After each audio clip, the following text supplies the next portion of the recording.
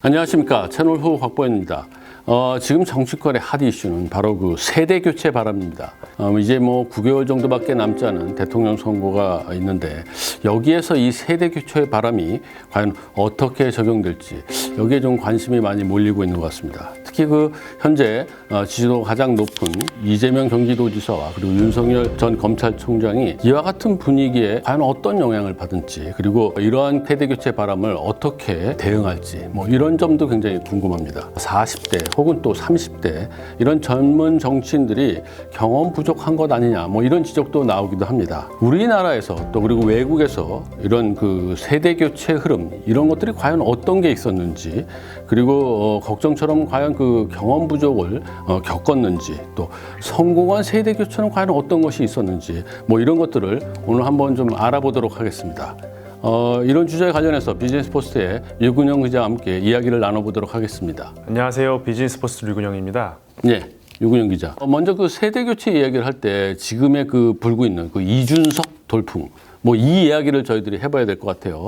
자, 이 현상의 본질이 무엇인지 좀 분석해 볼 필요가 있는데 이게 그 이준석 개인의 어떤 그 팬덤 같은 그런 현상인지 아니면 그 기저에 근본적인 그 무언가가 있는지 뭐 이걸 좀 살펴봐야 될 것 같아요. 물론 이준석 개인의 역할도 무시할 수는 없을 것 같습니다. 이 이준석이란 인물이 젊다고는 해도 정치 경력이 상당하거든요.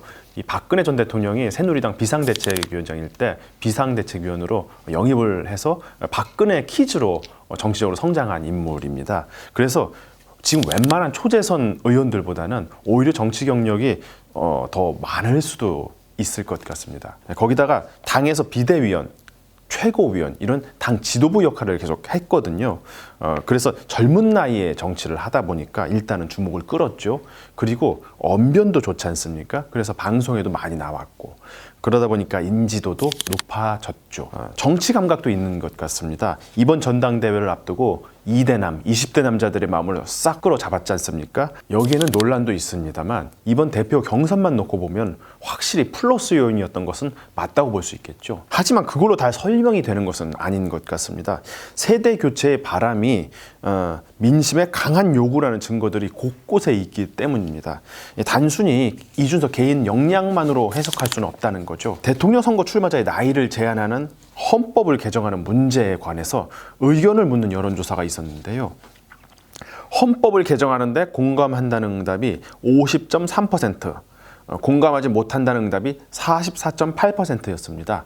국민 절반이 40세가 넘지 않는 사람도 대통령이 될 수 있도록 헌법을 개정해야 한다는데 공감한 셈입니다. 이런 여론조사들이나 국민의힘 전당대회가 진행되면서 나타난 민심을 종합적으로 분석해 보면 최근 이준석 돌풍의 기저에는 세대 교체에 강한 열망이 깔려 있다고 볼 수 있을 것 같습니다. 그런데 그보다 더 본질적으로 들어가면 이 기성 정치를 향한 염증 그리고 그에 따라 정치판을 아예 뒤엎고 싶다는 심리 이런 것들이 깊게 자리 잡고 있다는 해석도 가능할 것 같습니다. 이와 같은 그 세대 교체의 바람이 그 다음 대선에는 어떤 영향을 줄지 저희들이 좀 생각해 봐야 될 것 같은데 이재명 경기도지사하고 윤석열 전 검찰총장 여야의 유력한 이제 대권 주자들이 대선을 코앞에 두고서 이와 같은 그 세대 교체 바람은 유심히 봐야 되는 그런 대목이 아닐까 이런 생각이 들거든요. 정치의 판을 갈아엎고 싶다는 이런 심리를 이 두 대선 주자가 어느 정도는 잘 받아내고 있는 것 같습니다.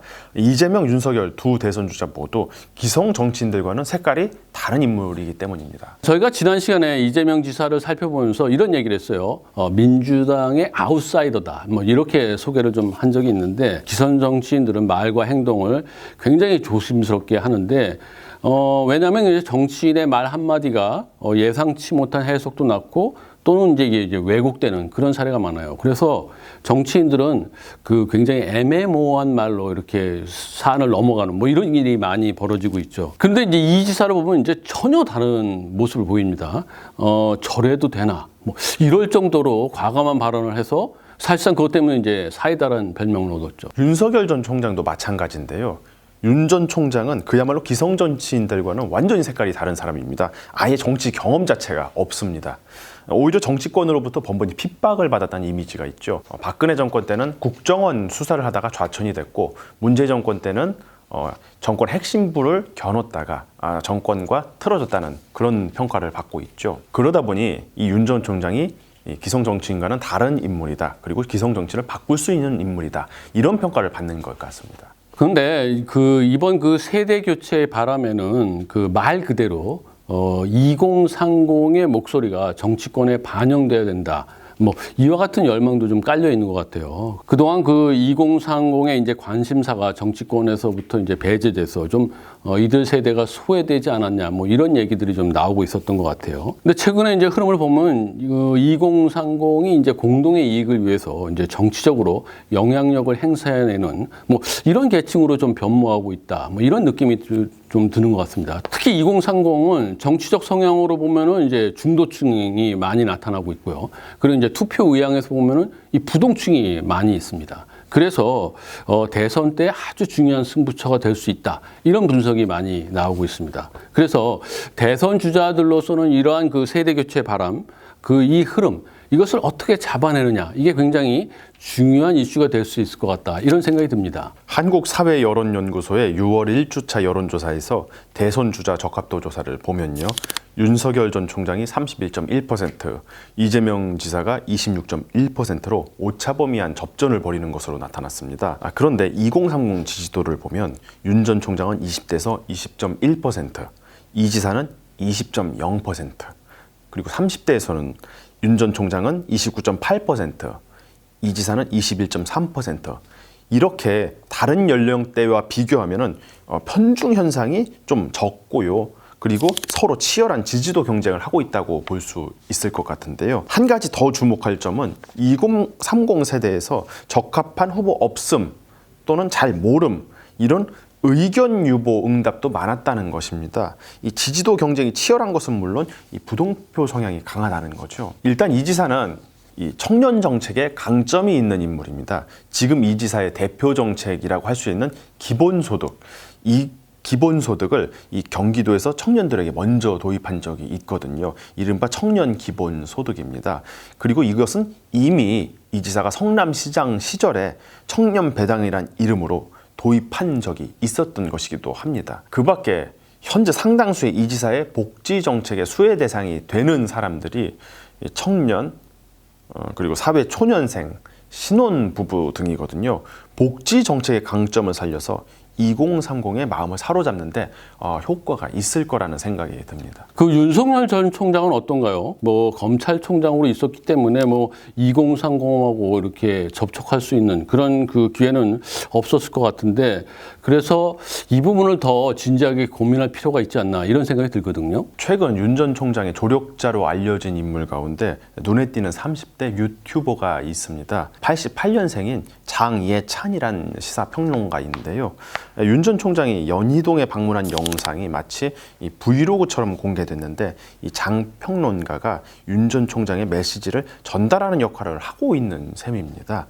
88년생 젊은 유튜버를 선택했다는 것은 2030 세대를 겨냥한 전략이라고도 볼 수 있을 것 같습니다. 네, 그렇군요. 이렇게 유력한 두 대선 주자들이 새로운 정치 그리고 젊은 층과의 교감 이런 것을 위해서 많은 움직임이 있었다 이렇게 볼 수 있네요. 자, 그럼 이 두 인물 말고 다른 인물들은 좀 어떤가요? 현재 거론되는 인물 가운데 가장 젊은 대선 주자는 1971년생인 박용진 민주당 의원입니다.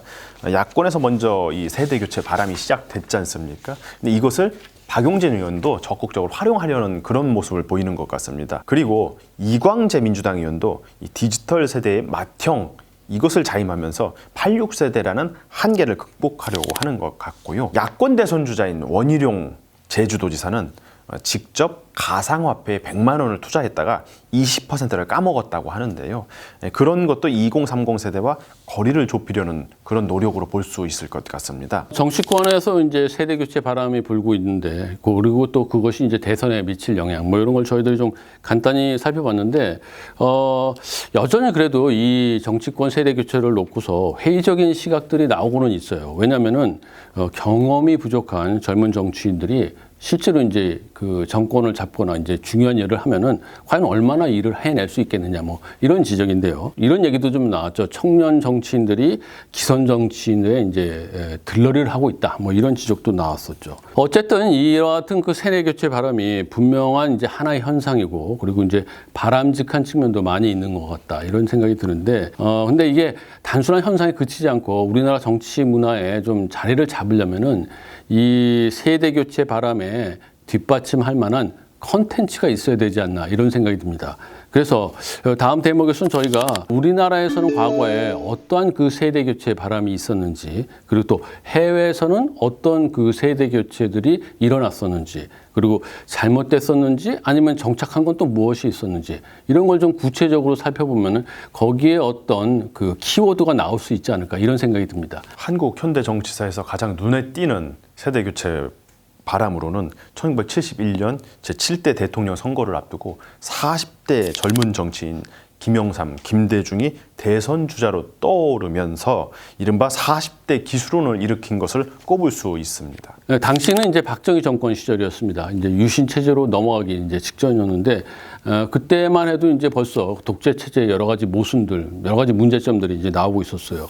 특히 보면은 이제 1967년에 제7대 총선을 했는데 이제 이 관권 선거로 이제 나타났고 또 1969년에 이제 삼선 개헌도 해서 굉장히 이제 불만이 고조되고 있었던 그런 시기였습니다. 7대 총선 얘기를 좀 더 살펴보면요.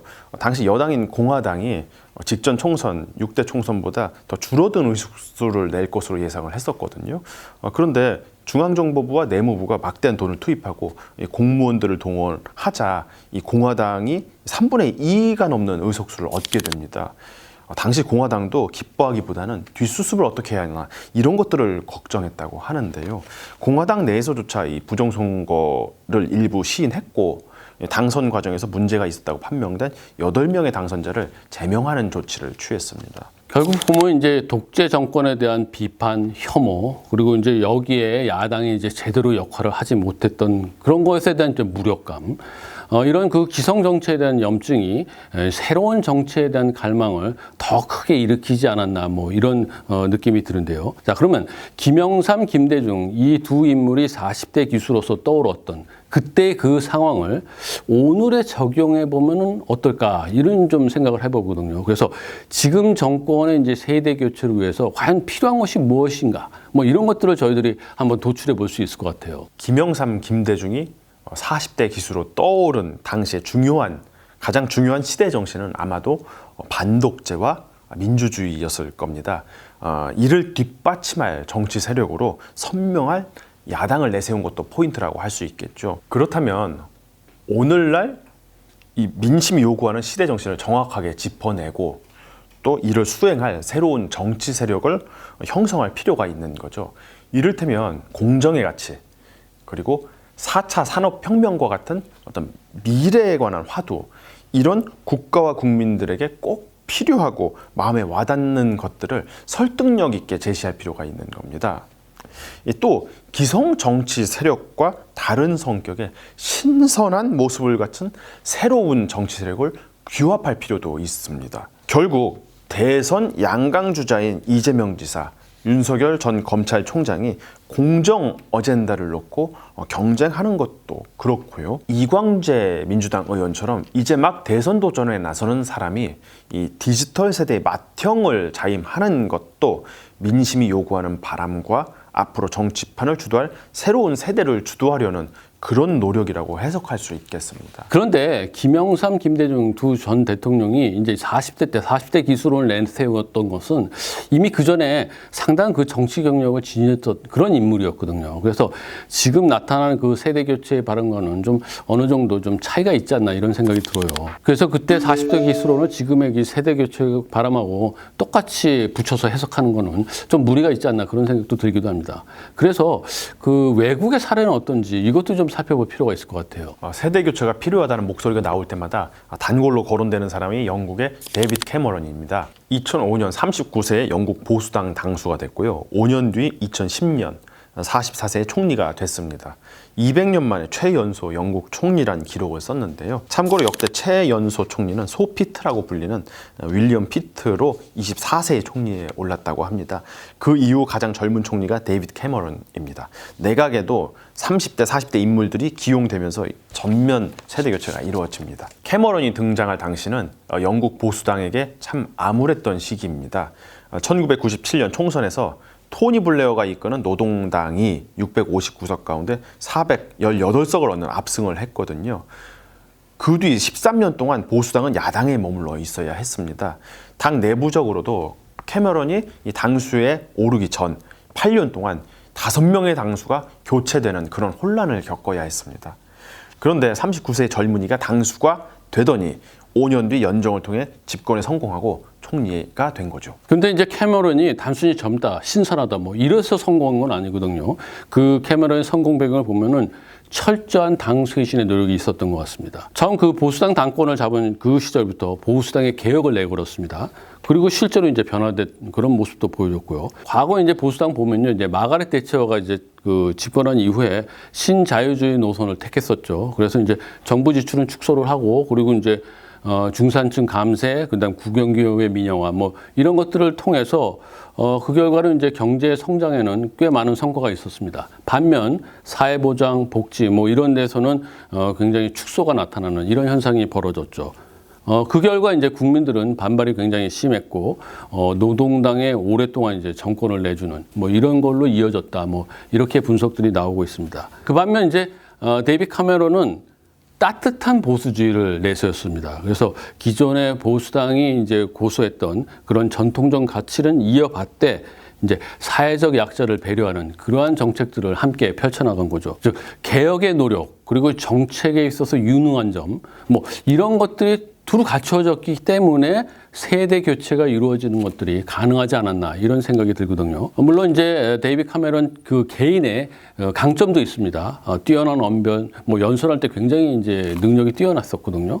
그리고 이제 이미지도 굉장히 좋았고, 뭐 이런 개인적인 매력들도 충분히 이제 작용을 했겠지만 무엇보다도 실체적인 이런 컨텐츠를 가지고 있었던 그런 인물이었기 때문에 그와 같은 개인적인 매력도 더 그 빛나지 않았나 뭐 이런 생각이 듭니다. 네, 맞습니다.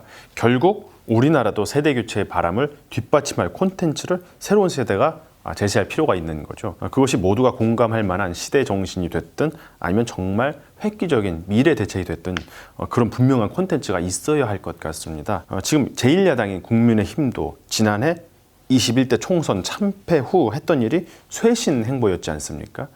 탄핵 사태 이후 거듭해서 위기를 맞이했는데 이대로는 안 되겠다 이런 문제 의식 아래서 기존과 다른 모습을 보여주려는 노력을 많이 했죠. 호남과의 동행, 사회적 약자와의 동행, 그리고 전직 대통령 과오에 대한 사과 이런 것들을 통해 변화된 모습을 보여주는 노력을 했고 이런 것들이 일정 부분 효과를 거둔 것으로 파악이 됩니다. 그런 노력에서 비롯된 힘들이 지난 재보선에서 승리한 하나의 원동력이 됐고 그 힘이 또 지금 세대 교체 바람으로 이어진 측면도 없지 않아 보입니다. 한 가지 덧붙이고 싶은 것은 이 세대 교체가 온전히 이루어지려면 이 청년 정치의 인프라가 구축돼야 한다는 것입니다.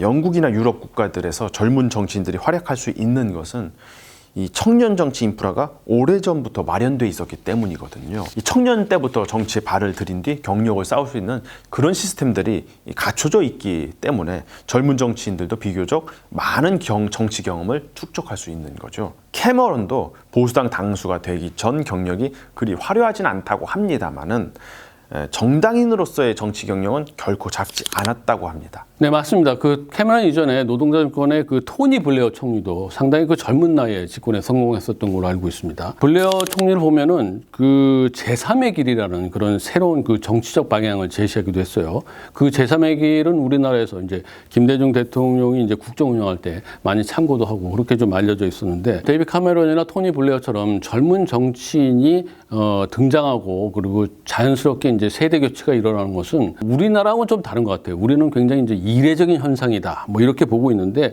영국에서는 오히려 자연스러운 그 흐름 뭐 이렇게 볼 수 있을 것 같습니다. 그리고 그 배경에는 영국의 정치 문화에 청년 정치 기반이 굉장히 탄탄하게 자리 잡고 있지 않나 뭐 이런 생각이 듭니다. 영국뿐 아니라 서구권의 나라에서 많은 수의 젊은 정치인들이 활발하게 활동하는 것을 볼 수 있습니다. 오스트리아 총리인 제바스티안 쿠르츠는 86년생이고요. 핀란드 총리인 산나 마린은 85년 출생입니다.